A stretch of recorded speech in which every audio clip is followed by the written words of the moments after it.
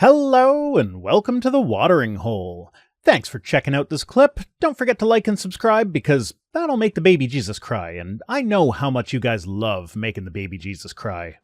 Next up, Elon Musk's reign of corruption chronicled at Elizabeth Warren Report. So, Elon Musk is ostensibly stepping down, or well, not stepping down, he's leaving after his 130 days are up. Yeah. He's probably still going to have large amounts of power. I don't know if that's the case. He's been shitting on Trump for the last couple days. He has been, but that's just with the big beautiful bill, because apparently he is actually a true believer in cutting out a lot of the government spending. But the problem is he's an idiot, doesn't know how to fucking do it. He was also focusing specifically on the government spending that is a pain in his ass in particular, like things that regulate SpaceX and the departments that are investigating him for breaking regulations and stuff. Also, I think the only reason that he's mad at the big beautiful bill has nothing to do with him being a true believer. It's because there's a provision in the big beautiful bill that cuts the tax credits for EV manufacturers. Oh, is there? I think that's the actual reason he's upset at it. That makes it make more sense. But I mean, it is accurate that it's like such a large spending bill that it's ballooning the federal debt by a lot more than any Democrat ever would. And it's being done by the party that claims to be the party of small government. They never have been, though. No, they not never. In the last 60 years. No, not once have they ever actually been the party of small government. I don't understand how people don't see that. I think it's so. If I were to take just a guess based on like human psychology, which I'm not an expert in, like none of us are, but I don't know what the effect is where like you project all of the good things that you want onto the opposite of the thing you hate. So like, if I were to take my guess, it would be that they see Democrats as being overspenders on their own. Mm-hmm. So then they turn a blind eye to the overspending of the Republican Party, because if the Democrats are the ones doing this, the Republicans must be the opposite of that. Now, anybody with half a brain knows that's not the case. But you don't have to have half a brain to make that assumption. Yeah. Yeah. So, yeah, in this report, they examine how the world's richest man leveraged his access to the levers of federal power to boost his myriad personal businesses. Let's see.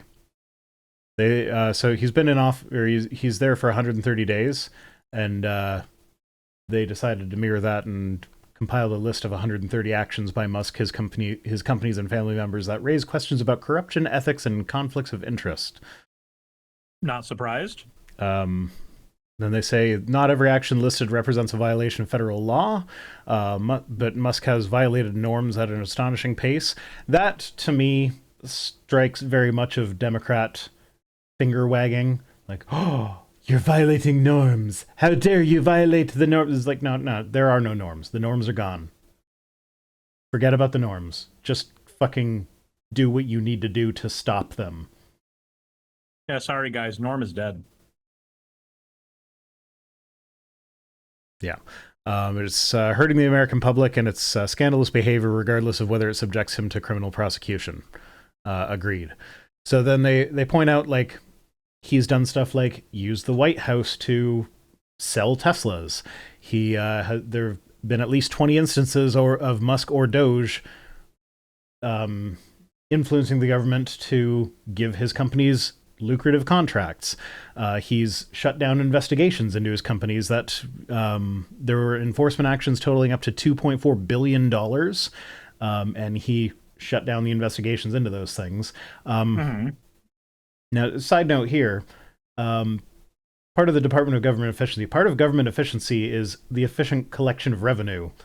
And part of that is when companies need to do things like pay $2.4 billion in fines. Like, $2.4 billion is a not insignificant amount of what he claims to have saved the government. So, like, he could have added to that by just paying the fines, but instead he made the investigations go away.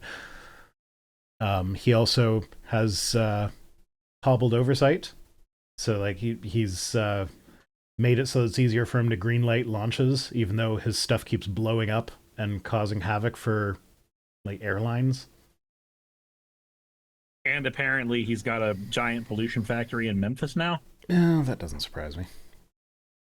He's been exempted from policy regulations, and even in Trump's tariffs, Tesla was the only company that wasn't going to receive any tariffs. Everybody else was being saddled with like 85% tariffs. Mm-hmm. He had special access to cabinet meetings, giving him inside information for things that he could do in his business to be extra profitable.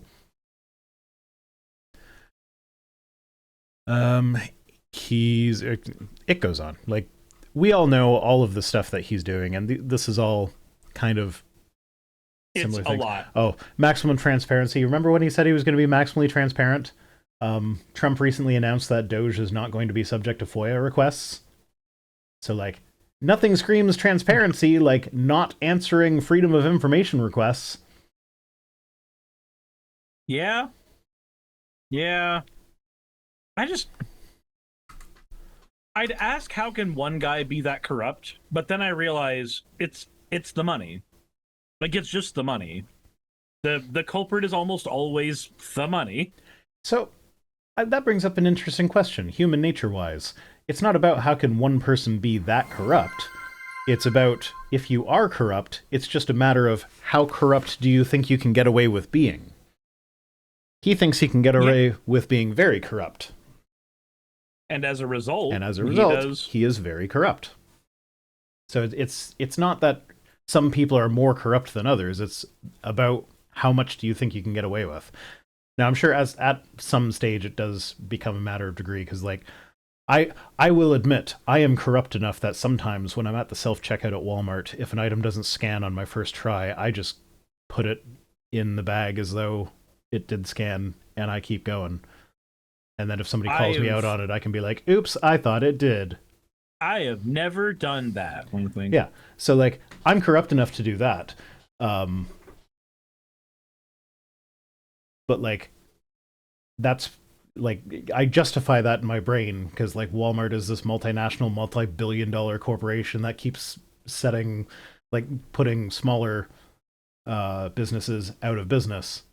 Mm-hmm. So, like, I don't really feel bad if I take a cut in their profit margin. And besides which, the prices already assume a certain amount of theft. So if there's not a certain amount of theft, that doesn't justify the pricing. So we need to steal from Walmart to justify their prices.